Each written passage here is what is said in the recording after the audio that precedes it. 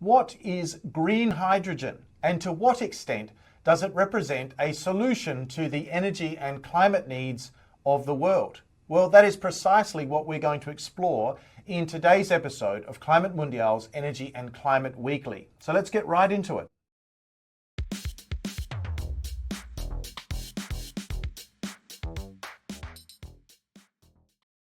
The inspiration for today's video actually comes once again from viewer comments on a recent video that I'd published about renewable energy. And in particular, some viewers were asking the question, what about green hydrogen? Is it relevant to the overall energy transition?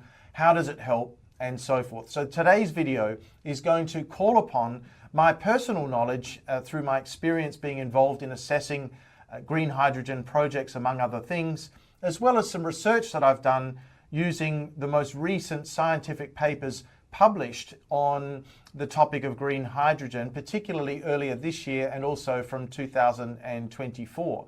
So today's video will look at what some of the advantages are of green hydrogen, what some of the potential drawbacks are of green hydrogen, and how important a role it might potentially play in a sustainable future. So it's important to clarify at the outset that there is an existing hydrogen industry globally, and that is the industry that's used to supply petroleum refining and also ammonia production with hydrogen, which is actually an input product to those industries. The issue is that traditional hydrogen is generally produced using fossil fuels, and so therefore it's quite emissions intensive. There's around about 100 million tonnes of demand for regular hydrogen across the world each year, and that's growing somewhat. But what we're talking about here are green hydrogen and also blue hydrogen, which are quite different in the sense that they are produced using fuels which have lower emissions or even zero emissions. So in terms of green hydrogen, this term describes hydrogen which is produced using exclusively renewable energy, which is zero emission, and it largely uses what's called an electrolyzer to produce that hydrogen. There's also blue hydrogen, as I mentioned before, and this is effectively zero emission, but it still uses fossil fuels, whereas the emissions associated with the production of the hydrogen are then captured and stored using what's called carbon capture and storage technology, or CCS. And this blue hydrogen is understood to have the same climate impact, if you like, or a relatively similar climate impact to green hydrogen, except that it continues to use fossil fuels and it deploys carbon capture and storage. So as we explore this topic, it's very important that we are able to distinguish between that which is traditional hydrogen versus that which is green hydrogen and also the alternative blue hydrogen. So with that basis, let's now move forward. The basic promise of green hydrogen, and also to a certain extent blue hydrogen, is the ability to assist in the decarbonisation of energy industries and also industrial process emissions across the world. Now, clearly, as we head towards what we hope will be a net zero future, there are lots of emissions that occur in the world which are based on fossil fuel emissions, and there are also others that occur as a result of industrial processes, which are very, very hard to abate. And so hydrogen is potentially a means to actually assist in the decarbonisation as we move forward towards what is hopefully going to be a net zero future. The issue, though, is if the hydrogen that's used to assist in decarbonisation is actually produced using fossil fuels and nothing is done to capture and store that CO2 and those emissions, then effectively the climate benefits simply aren't there, and there's really no point to using hydrogen for the purposes of decarbonisation. However, that is where the idea behind green hydrogen first began, was to actually use renewable energy, which a lot of people understand is becoming much more cost effective, to actually produce hydrogen with no emissions. And then it would allow the hydrogen to be used for these other purposes, which it could include, for example, being used as a storage mechanism in electricity generation. So instead of having pumped hydroelectric storage or, for example, battery energy storage, you could actually use the surplus electricity to create hydrogen that can be stored, contained, and then used later on to produce electricity when there is more demand. So that's a very important point, that it's potentially got a use as a storage mechanism in energy. But it can also be used to assist in industrial decarbonisation. A good example is that with steel production, it may be possible to use green hydrogen to substitute the use of metallurgical coal, or coking coal as it's known, to actually reform and reduce iron and to produce pig iron, which can then be used in the creation and the manufacture of steel. And that would allow the reduction of these industrial process emissions, which globally can amount to quite a big number. So these are the potential uses for green hydrogen, or hydrogen in general, but where the specific motivation to do so is to assist with decarbonisation. But as mentioned before, in order for that climate benefit to actually be delivered, it is very, very important that the hydrogen be produced either using renewables, in which case it's green hydrogen, or in the case of using carbon capture and storage after there has been some emissions in the production, and that would be blue hydrogen. This could, in aggregate, deliver a climate benefit, in which case it would actually be a worthwhile means to actually assist in decarbonisation of, as I said before, energy industries as well as industrial processes. So that all sounds very promising. However, what we need to do is explore what the effective challenges are for green and blue hydrogen production.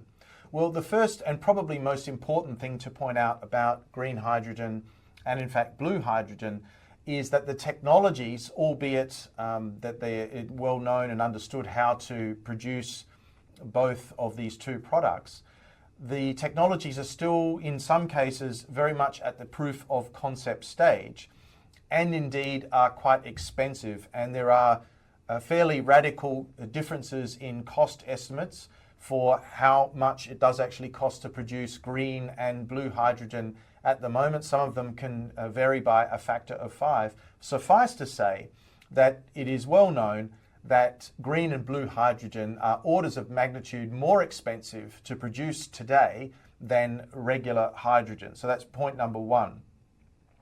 The second point, and this is a really particular challenge, is that some of the uses of green and blue hydrogen for decarbonisation that we've envisaged, or that are being envisaged by many players in the market, and in particular also with governments, is that these uses of hydrogen at the moment don't actually exist. So the challenge is to actually develop and refine the technology and scale up its production at the precise moment where we don't actually have demand in the marketplace for green and blue hydrogen. And in that sense, there isn't actually an active market into which these products can be sold. So what we're talking about here is growing the supply and technology, if you like, of green and blue hydrogen.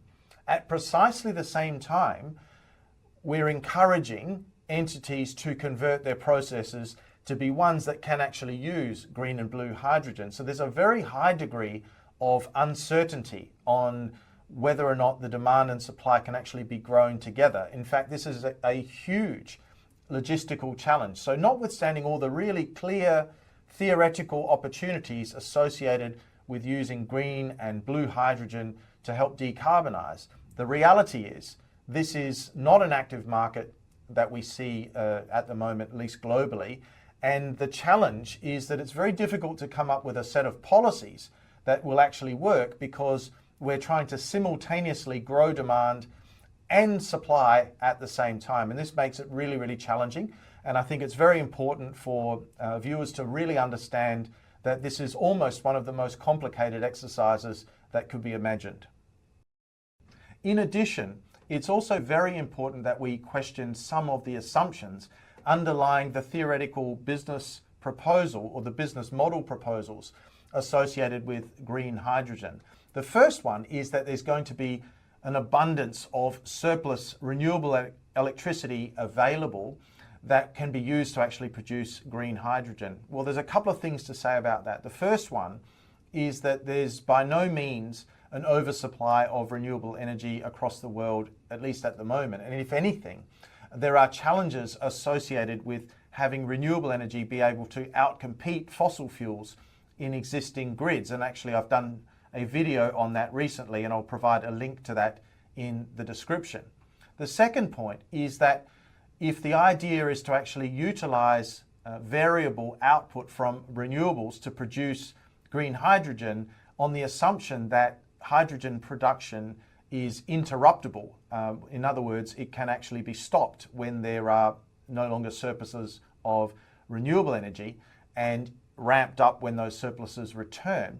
This particular assumption is also at the core of the feasibility argument for green hydrogen production overall. And the reason for that is that if one is going to build a plant, an electrolyzer plant or similar, to actually produce green hydrogen, the most cost-effective way to produce that hydrogen is to make full use of the plant for as many hours during the year as possible and not leave the plant idle for too much time, particularly during these interruptibility events. That allows the owners of the plant to basically reduce the unit cost associated with using it and producing the green hydrogen. So in other words, the interruptibility argument, which a lot of people have focused on as being a key benefit associated with producing green hydrogen, actually works against the very economics of the whole production process for green hydrogen. And I think that one is perhaps under-discussed, in particular in the scientific literature and also in industry. So it's very important that viewers understand that as being a constraint, because let's just say there is a lot of identified demand, potential demand for green hydrogen. The next question would be, how is it possible to scale up the production of green hydrogen and make it as affordable as possible to then start to be able to outcompete regular hydrogen in the market? And at the core of that assumption is that the utilization of the plant that's put into place to produce green hydrogen will be as high as possible or as close as possible to 100%. And what you don't want is to have plants being invested in and built and then only being utilized for 35, 40, 50% of the year. That would lead to higher than necessary unit costs. So in that sense, the underlying assumption that certainly a lot of people are making about the interruptibility of hydrogen production needs to be tested a bit further, and perhaps some modifications to this assumption about the business model also need to be made. So in summary, what we can say is that green and in fact blue hydrogen do represent a very interesting and potentially beneficial way to assist in the task associated with decarbonising, such that the goals that countries have to achieve net zero emissions by 2050 in particular become more and more feasible and achievable. So that's a really important point to make. There is ample evidence that green and blue hydrogen are important technologies in the pursuit of net zero. The difficulties arise, however, when one considers the technological, commercial and also operational challenges that lie before these technologies. So as mentioned earlier in the video, there is work being done to refine and prove the concept of the technologies associated with producing green hydrogen as well as blue, with carbon capture and storage being a very good example, which is also at the proof of concept stage globally as well. So the challenges associated with bringing together, if you like, the demand and the supply at the same time make this a really big challenge. In fact, it's very difficult to overstate how challenging this actually is. And if you look at it, you'd say, well, this is an exercise that's not only going to require cooperation between government and also the private sector across the board. But it's probably also going to require international cooperation on a scale that we've rarely ever seen before, where there's all these things going on. And the reason I say international cooperation is because there are going to need to be new supply chains, if you like, developed to accommodate not just the green and blue hydrogen, but also then to create the demand. So it's quite possible that green and blue hydrogen would be produced in locations where there isn't necessarily the industrial demand that can absorb that immediately, and then it raises the question of how it can be transported to the locations where it can actually substitute the fossil fuels or the other emitting technologies and provide the opportunity to decarbonise. So this also implies a very high degree of international cooperation and coordination of efforts that is extremely complex. So it's really important that everyone understands that, and if we look around the world in the more recent past, we've seen that a number of high-profile green hydrogen or blue hydrogen-based initiatives which have held a lot of promise, have not been able to get to a successful completion. And in some cases, a lot of projects have actually fallen by the wayside. Their funding has been withdrawn and so forth. And that's partly associated with the overall complexity and the challenges associated with bringing these projects to fruition. So, so there's a number of different ways to look at this. There is clearly a role for the technology as we pursue net zero globally, especially given the shortage of other options associated with decarbonisation of all emissions across different economies in the world. But at the same time, that potential needs to be tempered with an understanding of the fairly high cost of producing green and blue hydrogen, the reasonably early stage of proof of concept of the technologies, and then also the need to grow demand at the same time, which is incredibly challenging. And then if we overlay that finally with the need to have some degree of international cooperation, especially where some countries are actually in competition with one another in some of these industries and not always going to be predisposed to cooperating on something as enormous as the development of a green or blue hydrogen industry, make the topic really relevant, but also require that there be some sage analysis applied to this and understanding of these challenges to temper some of the expectations about what green hydrogen is going to be able to achieve. But what do you think? Please let me know what you think about green and blue hydrogen in the comments section below. If you haven't already subscribed to the channel, please do so. And you've made it this far, so why not click like on the video? On that note, I'd like to say thank you very much for your attention today. And I look forward to seeing you again soon in the next episode of Climate Mundial's Energy and Climate Weekly. Bye for now.